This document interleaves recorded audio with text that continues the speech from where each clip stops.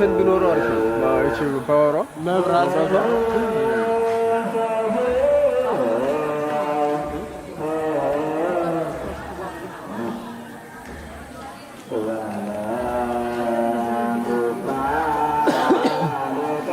ሁሉ በመስጠት ላገለገሉ ሰዎች ቅዱስ ቤተክርስቲያን ወይንም ደግሞ ገዳሙ የምስጋና ሽልማት አዘጋጅቷል ማለት ነው።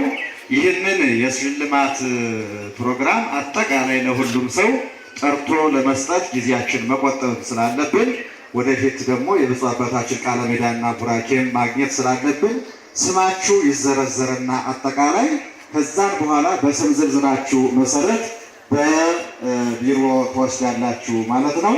አሁን ወደ ሽልማቱ ፕሮግራም ነው የምንሄደው ማለት ነው። እንግዲህ ይህንን ገዳም በተለያየ ነገር ነው እንግዲህ ቅድም ስንለው እንደነበረው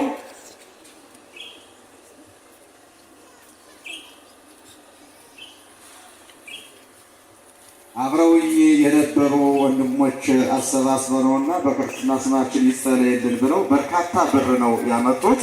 እንዲሁ ደግሞ አቶ አቡ 30,000 ብር ለዚሁ ልማት ማስጌጫ ሰጥተዋል። እግዚአብሔር ይስጥልን፣ እግዚአብሔር ይባርክልን። አሁንም ስጦታችሁን አታቋርጡ።